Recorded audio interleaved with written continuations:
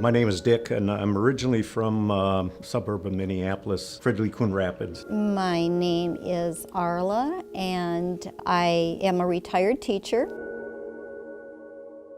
I grew up in St. Cloud, Minnesota. My family was a very close-knit family, and I had an older brother, a twin sister, and a younger brother, and then mom and dad.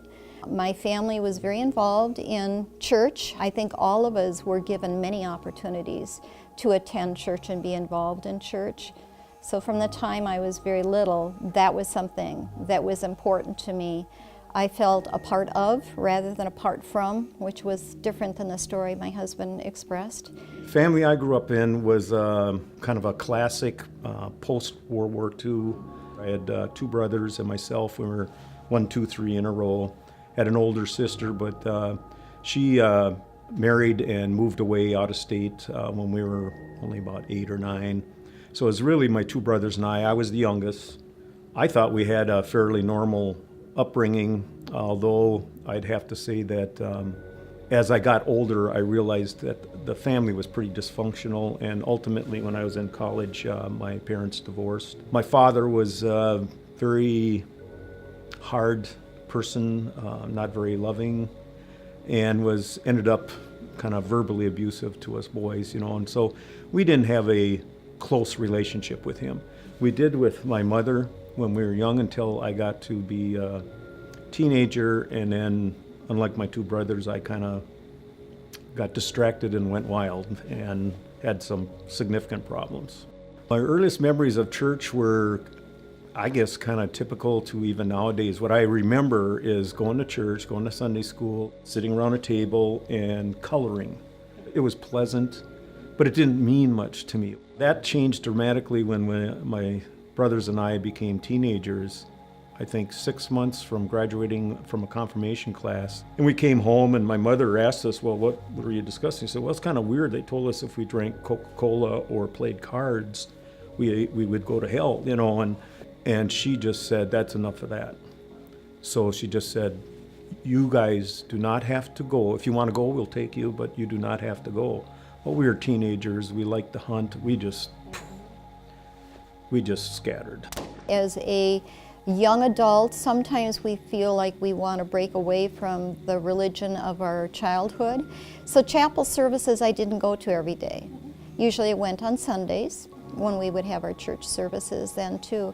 But there was also a lot more religion incorporated just even into our classwork, and I loved that. Went to Gustavus Adolphus where I met Dick. That was the most scholarships I got, was to go to Gustavus. So that's how I ended up there. Well, I didn't do my homework when I got there. I realized this was like a church school. Okay. And I remember religion courses. And what I viewed those courses as they just pulled down my grade point average. So I was not receptive to the whole idea. But in college is where I met my wife, and she was very different from me. Meeting Dick. He was exciting. In college and high school, I was a person who was very compliant. There were rules for a reason. You follow the rules. And so going into college, I'm sure I was a stick in the mud, so we were a bit of a contrast because the stories that he shared with me of those days in high school were pretty amazing, and I'm going like, ah! and yet he was fascinating. He was so intelligent and so neat and so fun, and we had great times together, and very early on in our relationship I knew that he was a special man. And I believed from the very beginning that that was a match made in heaven.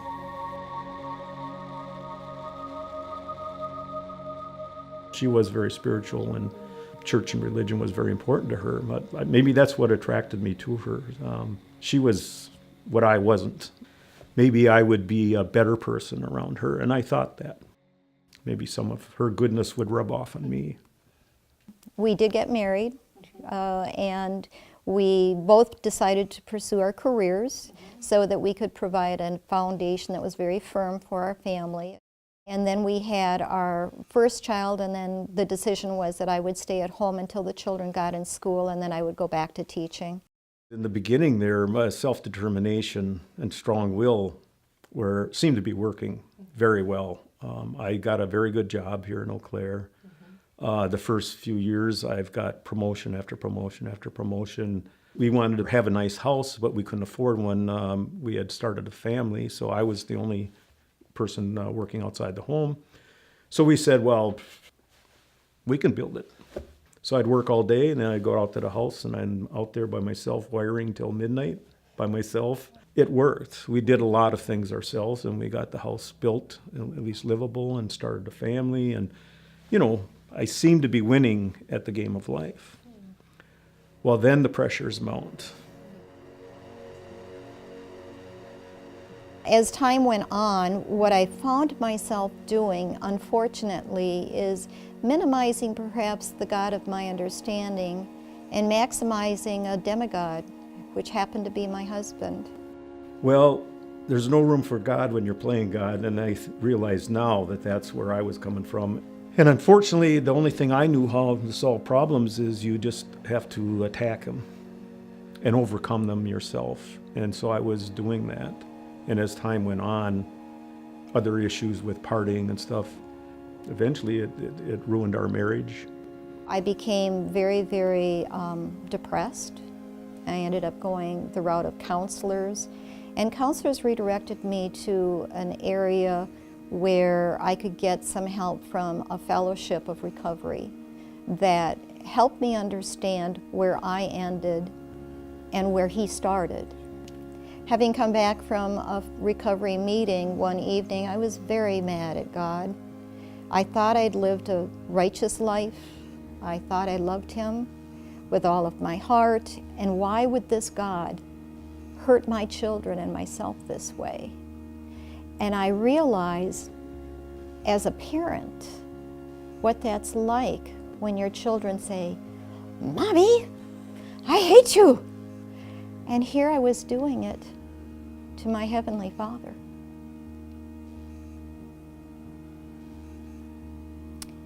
But I also know of the unconditional love that he has in good times and in bad. And when I was so angry and pounding on my steering wheel, what is it you want me to understand that I've not learned yet? And what I knew is that the man that I love with all of my heart was emotionally and spiritually gone right now. And so, unbeknownst to any dream I'd ever had, our marriage of 23 years ended.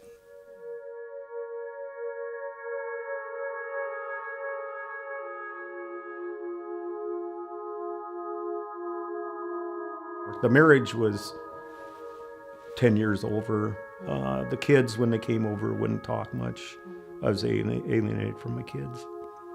The only thing I had left was this career, this job. And then they started eliminating my job. What I always did was, okay, we have a sharp mind, we got to think of the problem, we got to think of solutions and take some actions, and we will solve this problem. So I would do that, and at the very end, the actions I took made the problem worse than had I done nothing. And even I realized that. So we call that the jumping off point. Right at the very end there, what really prompted it is Arla's dad. I was very close to him. During that 10-year hiatus, my dad was very involved. My mother had passed away by this time. He was being a surrogate father to our children, and Dad was coming for Thanksgiving along with my extended family.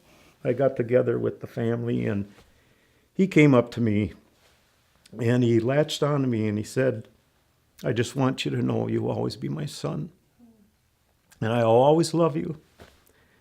And I didn't know what to say to that. Unconditional love. After a few more times, I participated in events with him, and we reconnected, and then he died suddenly. And that got to a point where I couldn't sleep anymore. I just was all done. One morning, after I keep saying it was, I was hallucinating from lack of sleep. I had 3 days and 2 nights with no sleep. And at 5 a.m, I'm sitting on a curb. Sun is coming up, and I'm just lost it. And I finally, to a God I didn't believe in, I said, what do you want me to do? And what I heard was help my family. That was a real turning point then, because I think Dick started to want to be more involved in our family gatherings. Help my family, so that's what I interpreted as I started helping the family. I knew there was something else I had to do. And what that finally ended up being is substance abuse, and I said, okay, I guess I got to go start pursuing recovery. And as soon as I started recovery, the voices stopped. I started sleeping.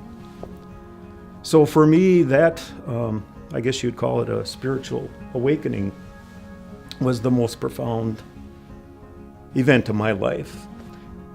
And that's when I went back to Trinity, and I started hearing that message at Trinity. May our faith be strengthened and our lives renewed. What we really needed to do is to work on ourselves. Otherwise, there would be nothing new to bring to a relationship. And we did that readily for the first 3 years of his recovery. And then there was another 2 years. And by this time, we realized that the love might have flickered a little bit, but it was there on the part of both of us. And this man that I had known all along was there, had returned, but even better. Now he had a spiritual side to him that I had really missed seeing before. And so we went to our kids and said, hey, Mom and Dad are thinking of getting married. And they were going, what?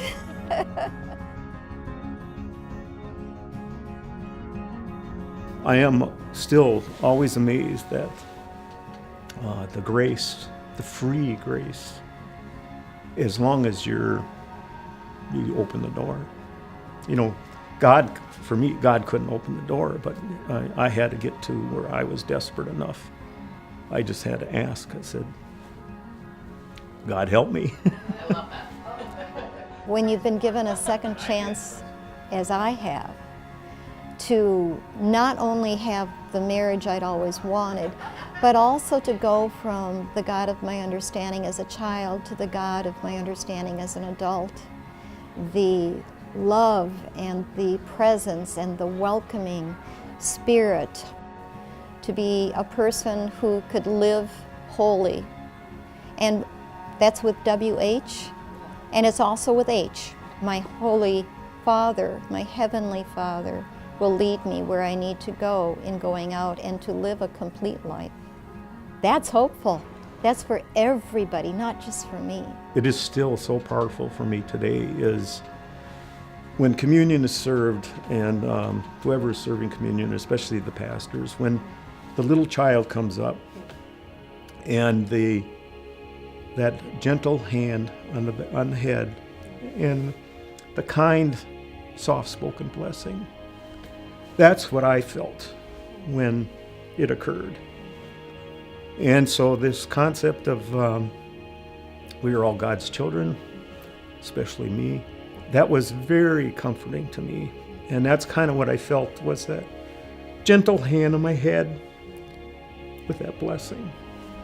And I'm fine with that. It completely changed my entire life, the whole basis for my life, and really all my relationships, which is a good thing.